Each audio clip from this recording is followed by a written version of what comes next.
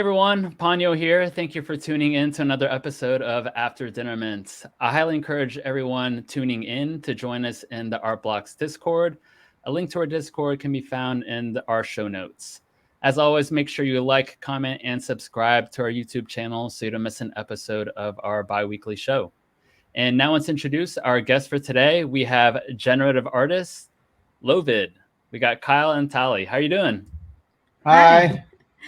Thanks for having us. Well, yeah, thanks so much for being on After Dinner Mints. I really appreciate you all carving out some time and talking with me today about some of your projects and a little bit about yourselves. And let's go ahead and get started. And maybe you can just both tell us a little bit about your background.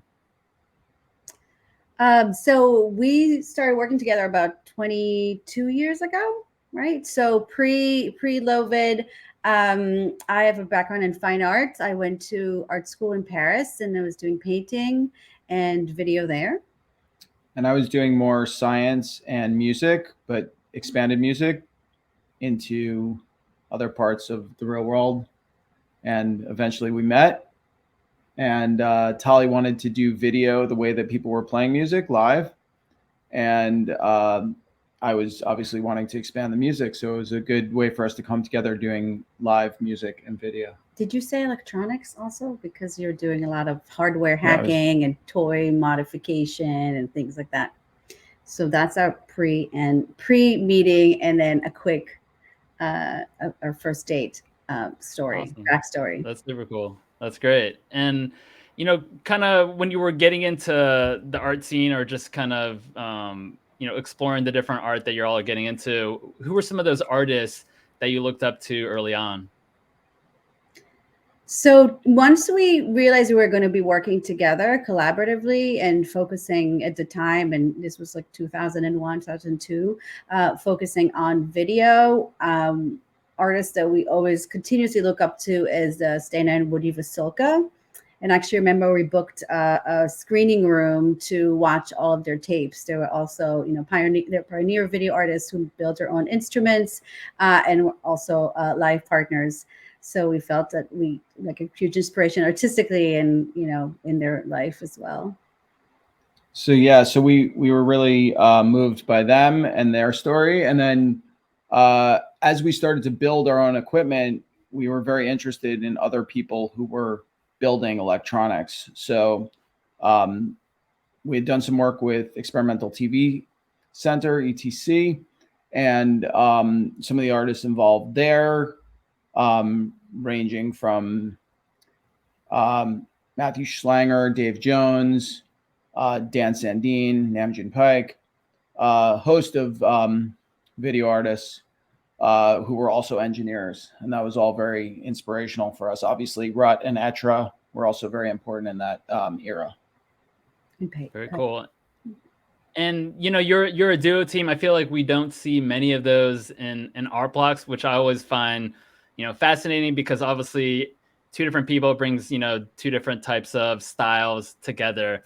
And I'm curious, you mentioned that you met through kind of this love of art. How did you both meet and then, decide to actually form that duo together? So we actually met at a benefit for a radio station at the time, which was Free 103.9, that now is an organization called Wave Farm. And we met at this art party where we were both I was doing a puppet show. I was doing a video puppet show. That was really how we met in this, New York scene art world in the arts. And on our first official day, well, actually, I wanted to film something for a project, and I asked Kyle if he would throw things in the air and sometimes catch them. And so that was how we got working together really on the first date. And then his I guess kind of pickup line was that he was going to build me a video mixer that was very hot. And so it took a while to build me stuff, but yeah. It's been an engine for our collaboration. Yeah, I did throw some things in the air, and I did sometimes catch them. At the time, the things we were throwing were sort of fluorescent tube lights and other things like that were extra fun if you caught them or if you didn't catch them, for that matter. yeah, so then we started building stuff together and working together. And I still never quite built Tali the video mixer, although I've built some things like that. But we've developed into first doing other projects together, and then eventually we settled on the LoVid project, and we've been working under that name for just about 20 years now. Mm-hmm. Wow, that's amazing. And is that going to be built at some point, or is this kind of just like, all right, it's already past it. We're not gonna, it's gonna take up too much time. I think we moved into different yeah. things. So I ended up building like a splicer about a year or two ago, which probably the closest we will get to doing a regular video mixer. We had at the time other ways that we were mixing video, and that was very important. And then we got into more generating the video. So actually, to maybe this would be somewhat interesting, that the reason why I needed a video mixer for performance is because I was playing live VHS tapes, because there were no, it was sort of pre-VJ software that was easily accessible. So I used to have to carry big VHS tapes and loop them, and with a mixer I can switch around the visuals live. So the mixer itself is no longer that necessary, and it's kind of the easiest part of the more complex electronic stuff that we do. Yeah. Very cool. And how do you both kind of divvy up, when you're working on a project together? Is it pretty clear like who's going to do what, or how does that I'm just curious how that actually happens. So we usually take on a project and kind of look at all the different elements of it, and then figure out a plan to make it. And we're work together throughout every step of the process, even if one of us may do more of one specific aspect than the other. And similarly, we kind of see our collaboration as expansive process. So sometimes we bring in other artists or other friends or collaborators or coders or other builders, other things, depending on what the specific need is.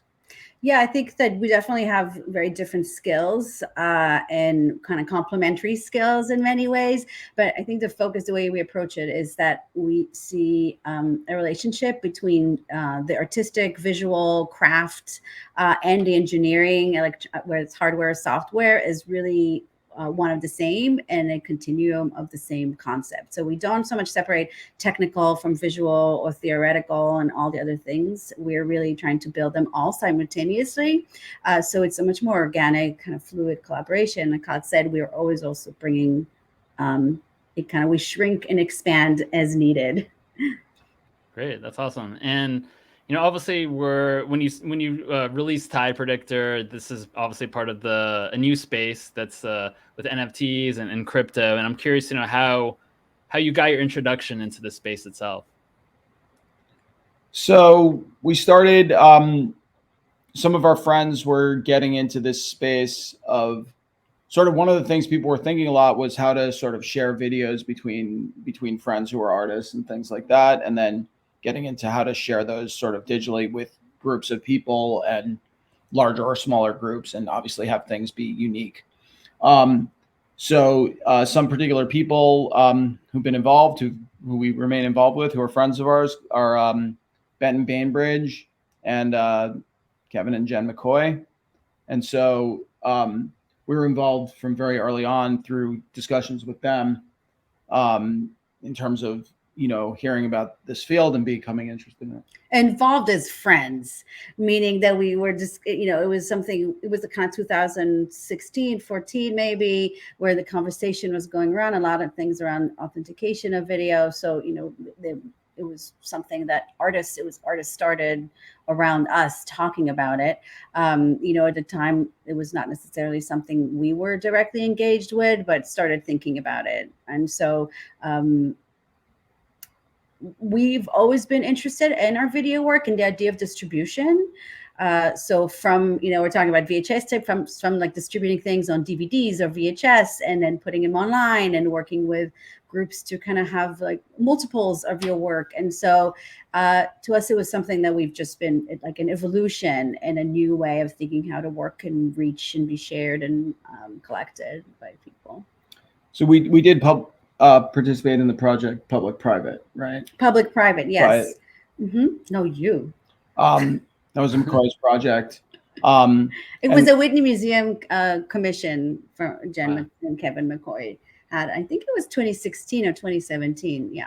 And I think there's a follow-up project coming this year that we sent something for as well. But yeah, as Tali mentioned, you know, we were always interested in this idea of distribution. So our first tour, I think our first real tour that we did, cross-country tour with LoVid, we basically threw into a car a bunch of stuff for about a month-long tour, including 2 VHS decks, so we could dub VHS tapes on the road and make. We had packaging from the label. It was called Kaboom Press that had released it. They gave us packaging with the cases to put the tapes in as we were sort of live dubbing them on the road. And it's kind of interesting to think now. You know, we went to a live minting event the other night, and it's just so easy to get video. Like you could just get video onto someone's, or you can get your art onto someone's phone in pretty, you know, immediately. And at the time it was a real process, and it was really fun to work with. We love physical things and working with physical objects like that, and the tapes and the magnetic nature of the tapes and everything. But it really is the whole process has shifted so much. Yeah. I love how, you know, you mentioned, you know, working with VHS tapes. I'm fascinated. I would be interested to hear, you know, someone that's born, you know, in the past like 10, 15 years, what their thoughts are, you know, seeing that kind of work, using that type of medium. And are you surprised with how fast like the technology has grown over those, you know, 30, 40, I mean, I don't know, like 20, 30 years potentially, when VHS, DVD, kind of like things being digital now? I guess at some point you just accept that everything is ephemeral. You know, once you kind of pass the floppy disk or whatever it was, I have stacks of DVD ROMs because it was supposed to be like the most secure. And so once you kind of you see that it cycles through it, you're not surprised anymore. I do have to say that we have some children who are like Gen Zs.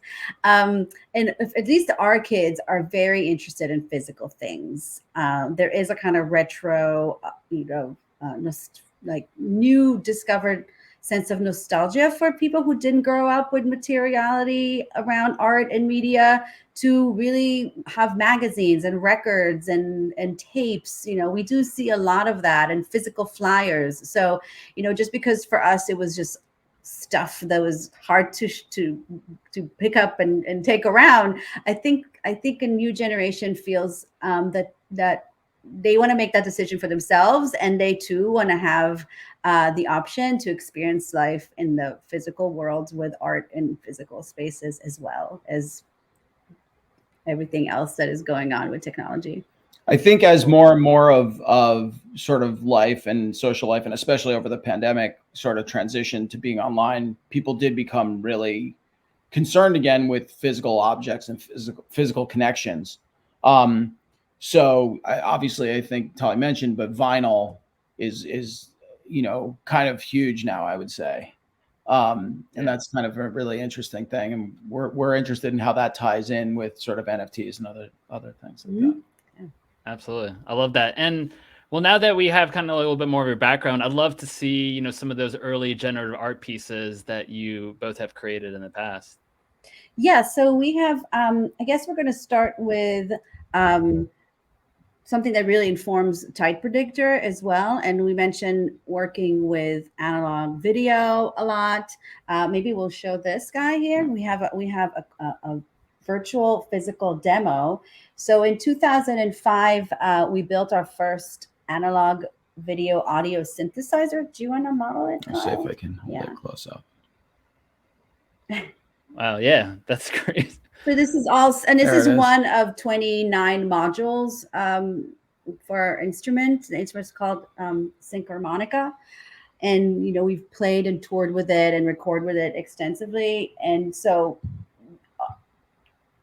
this is an analog system, but it operates in many ways as a generative, as code.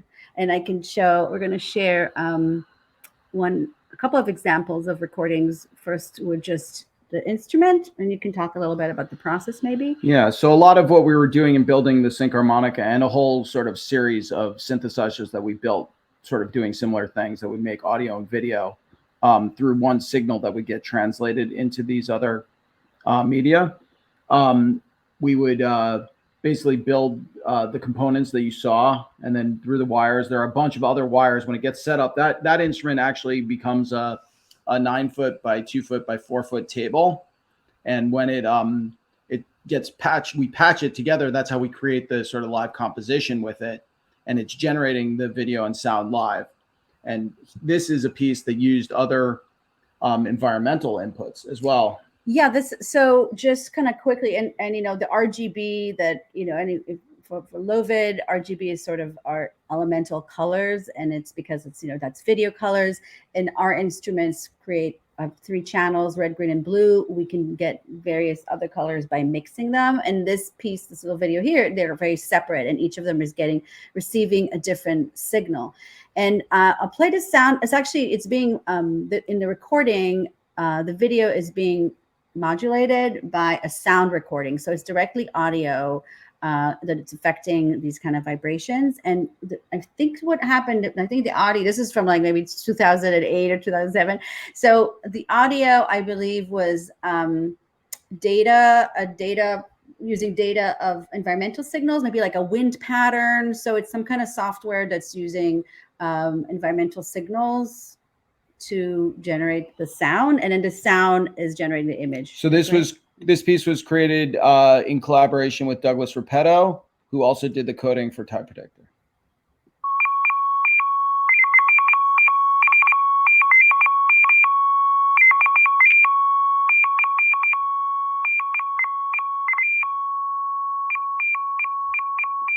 So the sound is sonification. It's data sonification, the sound, and then the sound is visualizing the patterns, the kind of shakiness and affecting the signal. Yeah.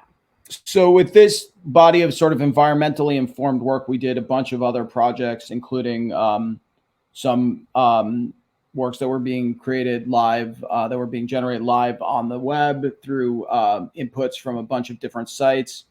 We had 7 different sites around New York State that were transmitting solar data, using that to create the imagery for another site called Bonding Energy. That ended up translating into other things. We made physical objects, almost like a sundial with it, that was actually exhibited at Wave Farm. That one used solar energy live to tune a radio receiver. So that made the sound. It had these spinning discs in it that were also made from other solar data. It was a lot of this sort of iterative process of using the data that we would collect to create the next devices that would measure the data or collect the data, measure whatever the thing is we were looking at, the environmental signal, and then kind of repeating that process over and over again. And I just want to show one more quick video that is entirely analog. And it's very near and dear to our heart. And this is from 2003. So it's one of our earliest works. This one was made with video synthesizers, not that we had built, but at the Experimental TV Center that we had mentioned. This was also made live. So including all the sort of edits, right? You can see there's multiple video channels here and they're kind of cut together. All of that was made live in real time. And we just sort of, for this recording, recorded a sample of it, but it was generative in that way. Right. So basically we had to patch a lot of equipment to get to each of these different patterns and colors. And it took days to make this patch work. And basically then we just let it go. And so the generative nature of it is that it would change throughout the hour. Different things would happen. Of course, we could play with it and interact with it. But and so every square, the whole composition, there's nothing digital in it except recording and then kind of picking up the part of it. So it's completely composed live using strictly analog equipment. And I can play a little bit of the sound. Yeah, please do.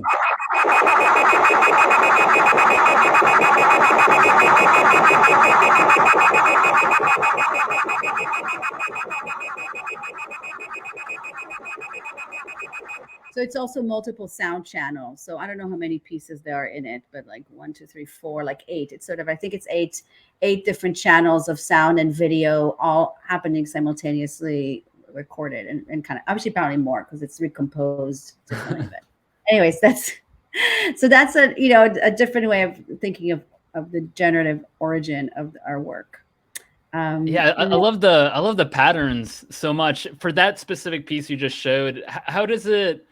It looks like it's almost like weaving, like the different pieces are kind of weaving in and out of each other. Is that? I guess how does that work? I'm not entirely sure. Yeah, so that piece is actually called Quilt. And it sort of references our interest in fabric. So a lot of the work that we've also done goes between sort of video imagery and object-based works, often on fabric, sometimes for wearables. We started out, we were looking on the Wayback Machine because we were trying to find one of our other early net artworks. And we saw these old photos of us wearing this video where we used to have gear that we would wear that had video screens built into it. But yeah, so we were interested in that weaving process, obviously, for it. In that piece, it's done all with math and time, and color, because you would have to probably key out different things. So you have to sort of make sure that you calculate what image goes where, so it creates this effect of weaving.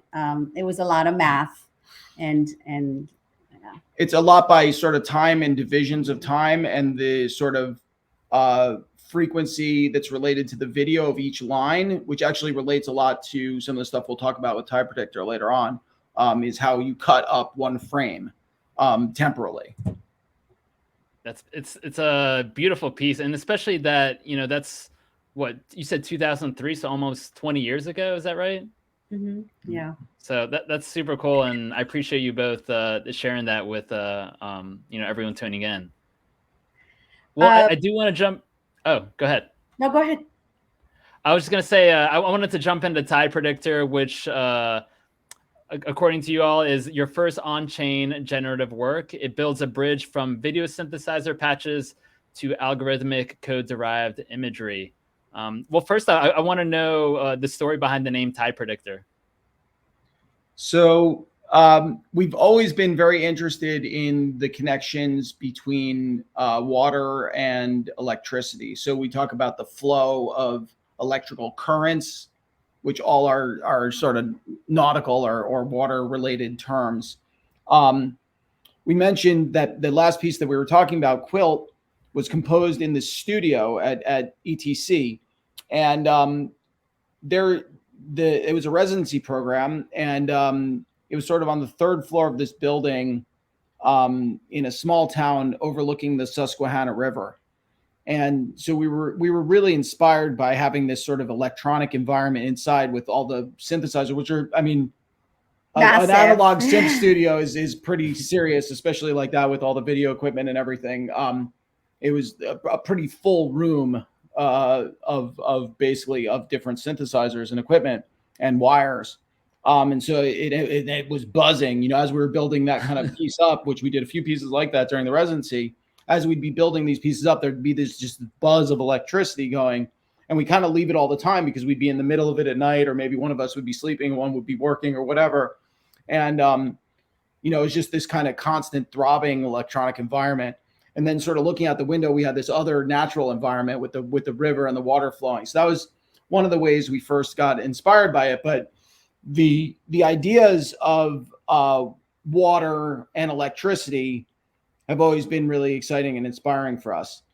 Similarly, obviously, even in 2000, when we were working with this equipment, it was not necessarily in the most cutting edge way. I mean, we're talking about like VHS tapes and stuff, which sort of were the sort of consumer grade technology at the time. But this was not the most cutting edge way to produce video at the time. There were already computers, obviously. And we're always been interested in looking at other ways to sort of explore these untapped avenues of technology. So we basically had this sort of like steampunk aesthetic, I guess you could say. And so when we're thinking about Tide Predictor, we became really excited about these devices that were used to sort of predict the future, right? Back in the past, predicting the future. And one of the things that was important at the time was to understand how tides were going to change in the ocean. It involved sort of shipping and other things. You needed to know this. And so they built these devices, these sort of steampunk devices that could predict what was going to happen. And so we thought that was just really cool, and wanted to build something to kind of move forward with that idea. Yeah, and we really wanted our first generative piece that if someone knows our work, they would see it and would be, oh, that looks like LoVid's video. That really was important for us, and it is going to continue to be that. It has a dialogue with our work from for 20 years, and so like Kyle said, water is kind of conceptually interesting in terms of just signals. It is a signal like electricity, and there are these kind of patterns and ripples that show up. So yeah, I think it was just a good place to start. We also live in a place where we get like floods a lot. So the tide is a big part of our life. Yeah. So tide predicting is important. Is important where we live. Yeah. Yeah. In front of our house, it floods, like our road floods. And that's the only way in or out from our house, basically. One time Tali waterlocked the engine, blew up the engine on the car of ours, which was kind of awesome if you like having the fire truck to save you. But yeah, no, so it's something that's really interesting from this environment that we live in, but sort of more globally, the idea of how water levels are going to change in the next 20, 30 years is a really important question as well. Yeah, absolutely. And I find that so fascinating how you kind of took something that's part of your lives and you brought it into a space that like this Web3 space that we're all a part of. Are you going to continue? I mean, I thought that was interesting how you did bring up the how the tide is going to change over the next few decades. Is that something you think you'll continue to explore with future projects? Specifically water levels or water levels, or just like anything, I guess, with related to water and how it'll impact the world in general. Hopefully, yes. I mean, this is, again, like Kyle was mentioning earlier projects where we were using data from environmental signals. We're setting up like wind panels and solar panels using these kind of data collecting to do visualization in different kinds. So it is something that we always go back to, and we feel like it's an important thing to keep discussing and drawing attention to. So for sure, I think some of our next Web3 projects coming up, we're going to be bringing in other signals. That's going to be an important part for the other generative work, that it's going to bring in additional signals. More body. Probably starting with the body. We've done a lot of work with the body and electricity as well, and electronics. So that's what we're going to look at specifically next.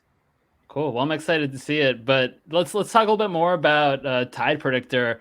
Can you tell us just a little bit more about the project itself? And I'm curious to know how the kind of like the angles of the lines and the shapes are kind of decided with this specific project. Yeah. So I guess we mentioned before for the quilt that we showed the sort of math nature of it. So a lot of those same kind of calculations were used in Tide Predictor. And in fact, it's sort of created in almost the same way that the analog video is created. In other words, that there are sort of horizontal lines that get created, and then it goes to the next line down vertically, and it keeps going that way. That's the way that sort of NTSC video is made, and other kinds of video that we've worked with for a long time, and using that process here as well. Similarly to the way that we work with analog electronics, we were generating each of the colors separately. So red, green, and blue, and each of them have certain numbers associated with them, which determines how often they're going to occur within the screen. So that's sort of how the colors are made and how they're laid out in it. And then similarly, with the analog electronics, we get a lot of just sort of natural input from the environment, from the local environment. So we were talking about sort of more broad environmental signals, but also the local environment. So, if we're performing with them, for example, there's our bodies and us, which is important for us, how we interact with our equipment, but also the audience and the other people in the room. And then even other things like the humidity, temperature, the temperature. yeah, things like that, conductivity of the equipment that we're using, and sometimes the speakers themselves can act as amplifiers. Yeah. Sometimes we pick up things on our long cables. We've done some pieces. Yeah, it's always hard to add in predictability to code, to something that's meant to be do exactly what you want it to do. So So for Tide Predictor, one of the things that we're really excited about adding was sort of elements of randomness based on sort of the blockchain, and sort of that was a big part of this that we were excited about how to sort of create some similar visualization that we have in the digital work in the NFT as we would have when we were generating live analog video. And so that was kind of the way that we bridged that gap. Very cool. And I'm curious to know, because obviously this is an animated piece. How do you decide, how is the actual speed of like the animation determined in each of the pieces? Yeah, this was an important consideration, and we've actually gotten a lot of questions in the Discord on this as well. So, we were interested in making imagery that looked like what we would generate with our analog synthesizers, and using some of the same sort of tools and processes, even mathematically, as we would use there. Obviously different sort of hardware-wise, technically, but quite related conceptually. However, one of the things that was really important, and we did some other net art earlier, which was based on different ways people connect to the internet and different speeds in which things happen. And we explored some of those challenges that you face because different people have different connection speeds and different things like that. And the blockchain sort of adds a whole other layer to that of sort of, how quickly you're accessing things, how many times you have to confirm a transaction, whatever, things like that.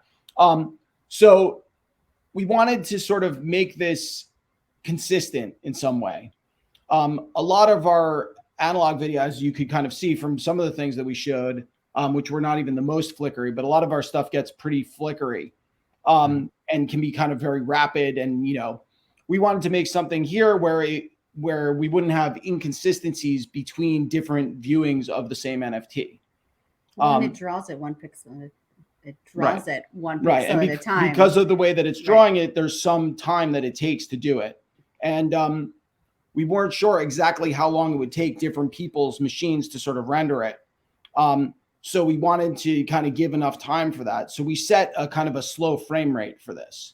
When we work with like NTSC video, there's a standard frame rate, which is 30 frames a second. Actually, there's 60 frames, but they get interlaced, so two combine into one, basically. Regardless, in this case, we went with 2 frames a second. Yeah, and we always, when we work with any kind of technology as a material, really, we like to push it or work with its constraints to kind of a maximum. So sometimes it makes it kind of a minimal concept, and sometimes you try to break it, and that's kind of a glitch set of mindset. It can go either way, both ways. So yeah, we definitely like the sort of maximal minimal approaches, which we think gives the audience opportunities to sort of add their own content to it. So either by sort of overloading them with content, and then people are forced to kind of create their own narrative for it, or giving a very limited amount, and then people have this sort of open space to kind of contribute their thinking to it.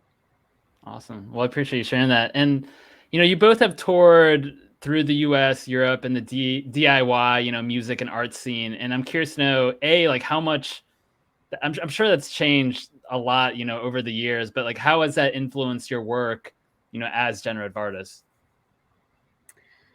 So one thing that, it formed us as artists and as people really traveling in these spaces is that when you go around the world often into people's homes or very loved and cared for spaces, you know how important their community is. And so it is a kind of just a fundamental part of the sustainability of artists showing up for each other and, creating spaces for experimentation and, appreciating art. So that's something that's always been really important for us, and we're really excited to see how important it is in the NFT and generative art community and art blocks specifically. So, and another thing is that because we've been lucky to exhibit and perform in sort of a wide range of venues, so we can kind of have this intersectional view of what generative or live art can be, and it could be a sound art or digital, it could be analog, it could be visual, it could be a performance with bodies, and kind of really blurring the boundaries between these often separate micro scene is actually, I think, gives you a more expansive view of what is possible in this space. Cool, that's fantastic. And I want to know more about color. I know RGB is obviously part of this. Yeah, tell us about the color they use in the project and why you went that direction. Yeah, so I mean, as we mentioned, we were really interested in using the same type of approach that we use to creating color with our analog synths, and sort of the most basic way that we do that is creating R, G, and B as independent channels. So we kind of went for that. Obviously, they do combine together, and you can see that in some of the mints, some more than others, where they combine. But we were really working with them each as their sort of own thing, which is exactly how we do it. With the analog work, we had to have each as a separate signal, and then we can run that and decide which color we want to make that signal. Yeah, we wanted it very, very bright, so very bright, and we're really happy with how it illuminates the screen when we see it. That's just... yeah, it definitely shines, and I thought you both kind of executed that perfectly. So I also am interested, people, obviously being in the space, people are interested in like the metadata, like some of the features that are involved with each of the different mints. Can you talk through some of the features in Tide Predictor?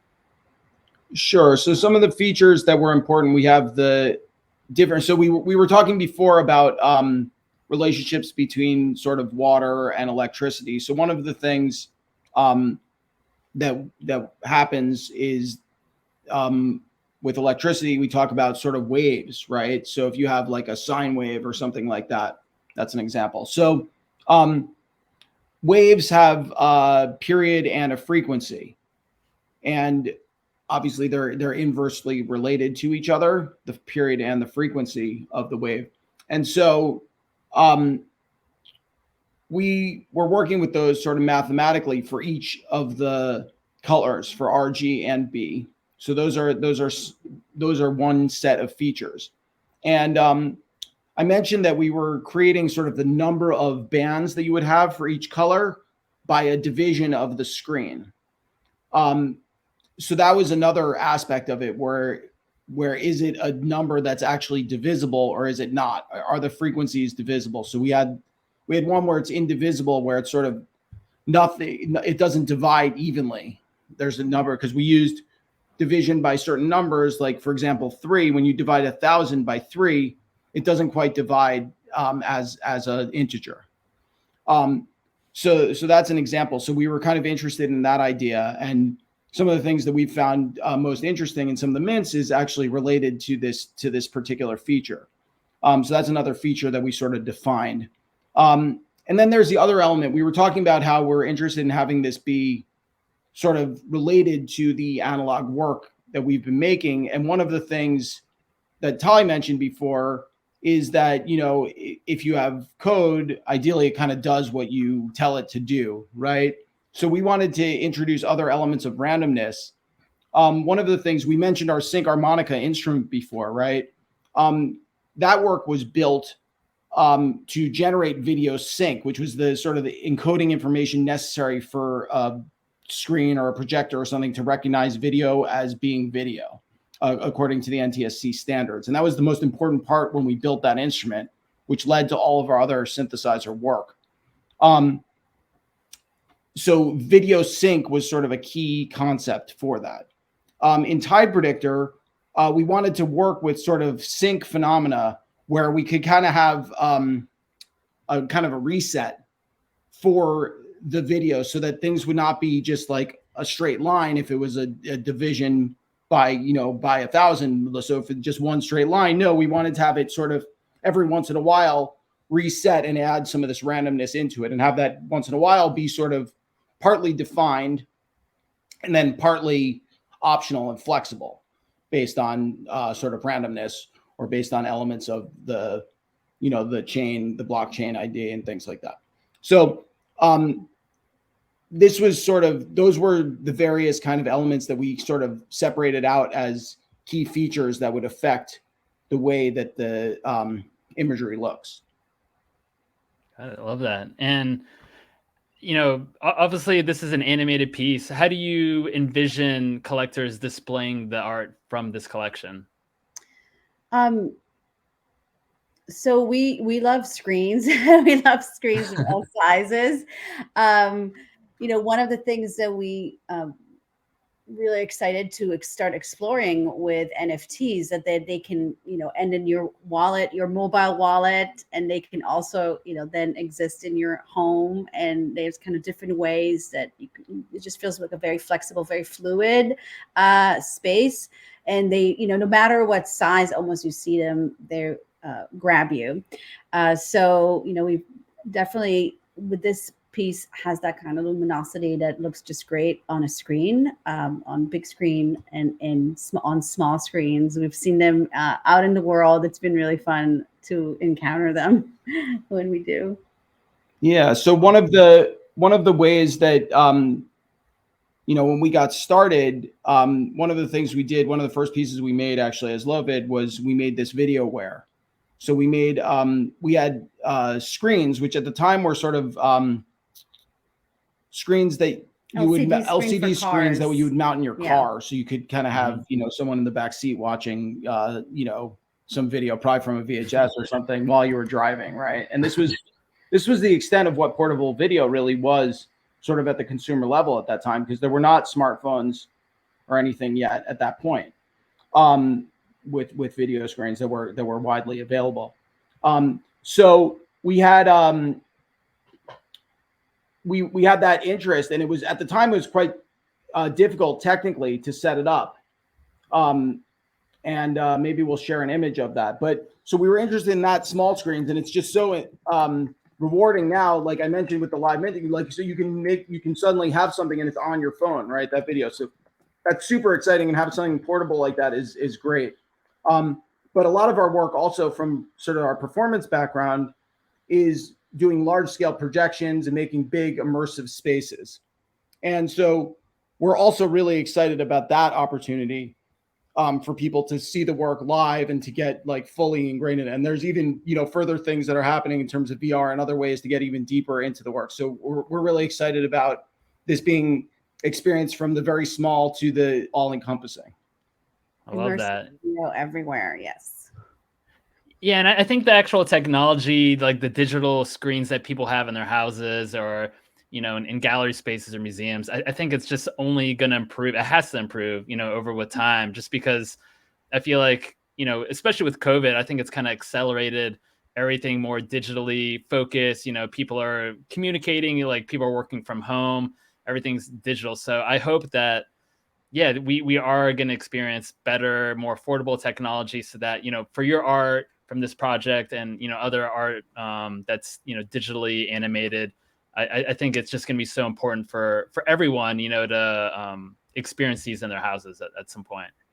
It's definitely brought in a new audience, people who might be traditional collectors or not necessarily, people who had been following digital art. It had made it more accessible for them already. Just this past couple of years have been really amazing. I mean, for us, it's really exciting to see screens at different ratios. That's a big development. That's really exciting. Not just always being the standard rectangle, but having some square screens and hopefully more opportunities as things develop is really exciting, and really freeing artists to kind of do interesting compositions and think differently. Absolutely. Well, yeah, let's jump into it. I'd love to see, some of those favorite mints, or, mints that kind of surprise you from the Tide Predictor project. All right. So one of the things, we'll show some of our favorite mints, and But one of the things that was sort of most surprising for us, I would say, was when we first started minting these, we noticed that in sort of the background, the art box background on the white background, this one will probably not show it as much. This is one of our favorite ones here. This is 330. Oh, this is. Yeah, so this one they're all aligned as well. So that was another thing, is sort of like how maybe we started. similar they are. Started and see if that. So it restarts in the same place, maybe. So yeah, so in any case, one of the things that was interesting with these for us that we saw when seeing on this background is they became almost 3D, right? And so we're really excited about that with the edges, where obviously these are squares, right? And they're very regular. And this is something that also was of interest in sort of quilt that we had shown before, where the edges there in quilt, the edges are not straight, right? Because it's sort of, there's that fluctuation from the analog inconsistency. These are digital, and they are, but you can see on the, I it just looks like it's like wavy. It's wavy, right? On the edges. And we thought that was like really exciting and surprising. It was a little blockchain magic. It kind of blew our minds. Like, we really love this one. And, this one is, that features of that. So that's very cool. Number 334. Great. That's a nice one. We have, this one was like the, this one is the one you said was, this was like the classic as we originally envisioned this piece. And you can see really on this one, the waviness of the edges, right? So where it's sort of lighter, it kind of appears to bulge out more. Yeah.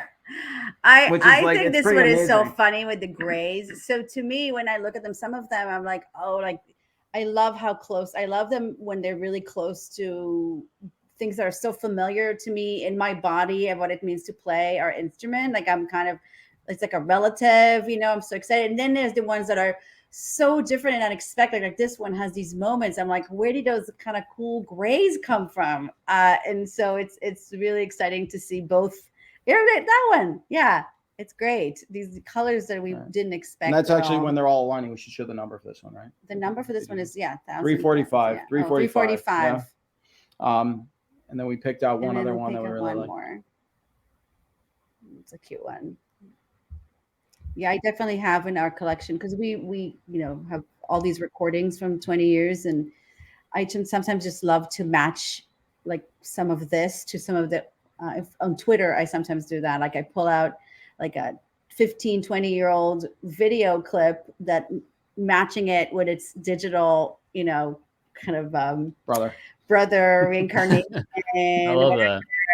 It's really great because, for us, it's all about the translation. We're always translating. We talk about ideas of water and the physical engineering and all of our memories of traveling and performing into code and other collaborations, and then chants. So it's all really exciting to experience. Yeah.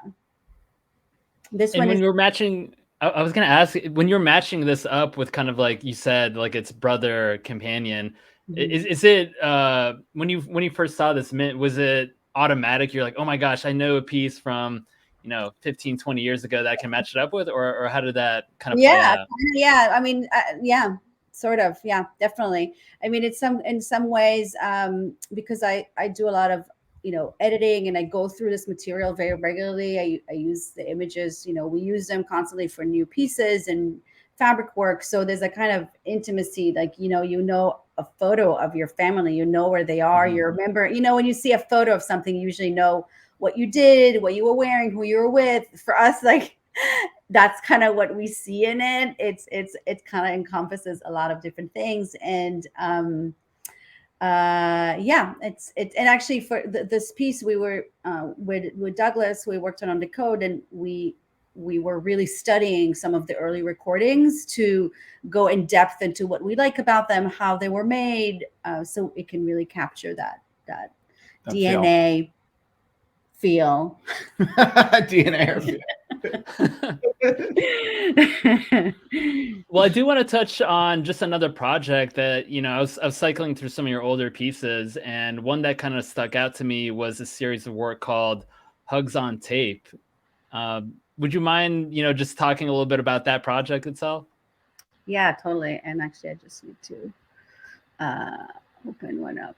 Okay. So Hugs on Tape came out of the pandemic. And obviously everyone was pretty isolated physically at the time.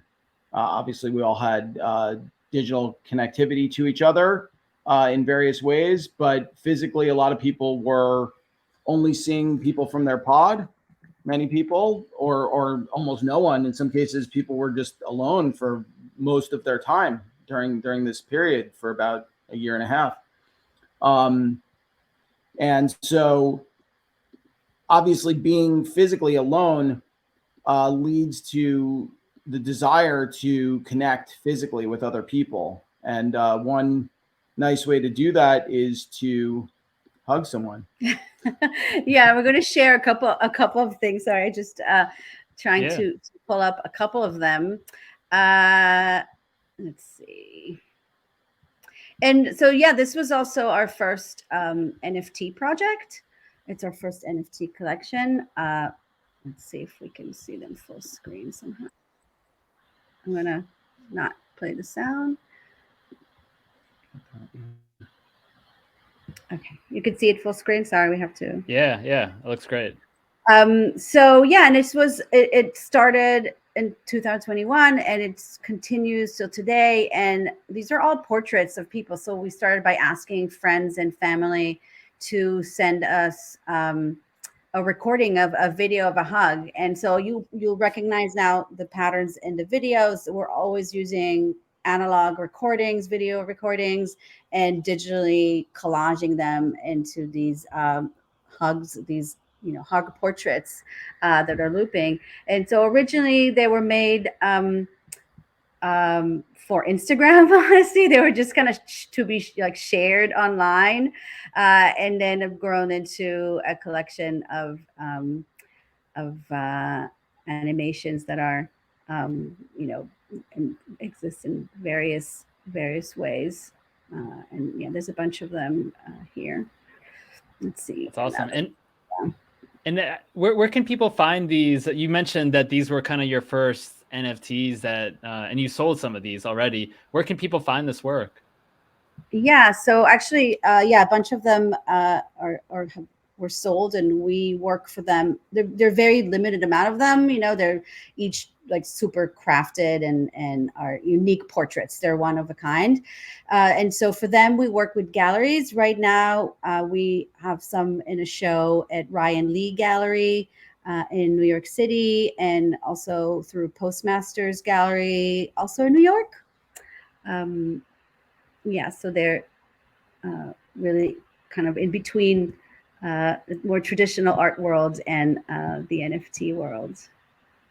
I love that. And is that going to be a project where, that series is completed, or do you think that's something that might, evolve into something else, or maybe you'll continue asking people for hugs or something else to kind of work it through your projects?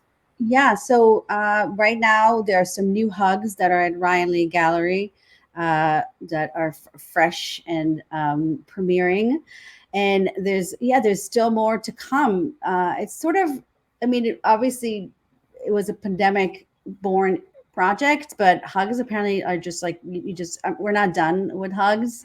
Even though the pandemic's mostly over, people are still gonna hopefully keep hugging each other. There's just everyone loves hugs. Yeah, there's a lot to say about them. You were talking in the beginning about the climate crisis, and we just feel like whenever something else is happening in the news, we're all living through different things that are going on. They register differently for us, especially in the era of online and the blockchain. We really also want to present connectedness, and connection and human relationships. So right now the hugs are continuing, and I think they're also going to be morphing into other physical interactions, and other maybe will take on kind of evolve, but hugs are still happening, and in fact are getting more and more kind of complex and painterly in different ways, and we're really excited with the possibilities for them. Yeah. Very cool. Well, I appreciate y'all sharing that. Well, we got a couple more questions before we kind of wrap things up. The first thing I always ask is, when I'm kind of closing up is I always find mental health to be super important in this space, especially, in this Web3 space where it's like things move really fast. Everyone is kind of like behind their computers. And I'm curious, do you have any advice for other artists or collectors on what you do personally to, get away from the space or kind of find your zen, I guess, once you kind of complete a project? Yeah, so I think the hugs is sort of a nice segue for that. Because I think, connections with other people. So connections with people who you love, who you care about, who you're close with, either romantically or just, friends and sort of community in general. That's one really nice and important way of connecting. As we mentioned, we were talking before about the flooding. Obviously, the flooding in front of our house, it comes from the beach that's right by us too. And and we have sort of wetlands, which is what leads to the flooding or is like associated with it. And so being able to be out in nature and sort of just with these earth environments I think also is incredibly important and helpful to sort of step away from your electronic interface for a moment and get into that, either get into things with, directly with other people, like, with your bodies, or into the world, also in a very physical sense, is really important. Yeah. And I think it's really hard, I really want to be respectful that everybody lives in different spaces. Some people live somewhere where it's very easy to meet other artists. Some people are very isolated and they live right in a remote environment. That's what's exciting about this space, right? But one thing that I think it's good to keep in mind, and in many cases, the technologies we're all using are built around our competitive nature. And so whether it's social media, when we want to hype ourselves and we want to see, the likes, or it's, the market and, if we're up or down, I think we can all kind of step back and actually realize that there's a lot of people in the same situation. And so it's not so much like at the end of the project, but even when you're in the middle of a project, like for us as artists, so often we get, really anxious or nervous about how's it going to be, how's it going to work out, in anything. And actually reaching out to other artists, you quickly realize that everybody's pretty much in the same boat. And overall, even if you can't see someone in person, actually like hopping on a phone call or having a little personal, just kind of like a DM or even a text with a real person that's sharing a similar experience to you, just goes a really long way, because really we're not as alone and kind of against each other or, fighting for the same little crumb as we think. It's much more about us just sharing a space and resources. I love that. And how can, to kind of close things up, how can people reach you? Should they have any questions? Maybe if you have a website, social media plugs that you want to mention to people? At LoVid everywhere. So Instagram and Twitter is probably the easiest. We do hang out at Discord on the Art Blocks engine and on our LoVid kind of channel. LoVid.org is our website. What else? What are we missing? Website. It's on that word. It's out of date. And probably, maybe by the time you're watching this, we'll update the website. It is the easiest, honestly. Instagram, Twitter is just the best way to follow up and say hi. Awesome. Well, it's been so great to hear, more about Tide Predictor, but then also just learn about you both and kind of your background. So I really appreciate you jumping on After Dinnerments today with me. Thanks for having us. Yeah, absolutely. Well, we got a couple news and notes that I want to mention with people. After Dinnerments discussions are available as a podcast. They're going to be available bi-weekly via Spotify, Apple, Google, and Amazon. Finally, we have a weekly newsletter that gets delivered once a week with information on upcoming releases and generative art related news. You can find a link in the newsletter in the description of this YouTube video. Again, I want to thank LoVid both for joining me on After Dinnerments. For everyone tuning in, make sure you comment, like, and subscribe to our Art Blocks YouTube channel. Be kind to each other, buy what you love, and we will see you all next week. Thanks again, LoVid. I appreciate you both. Bye.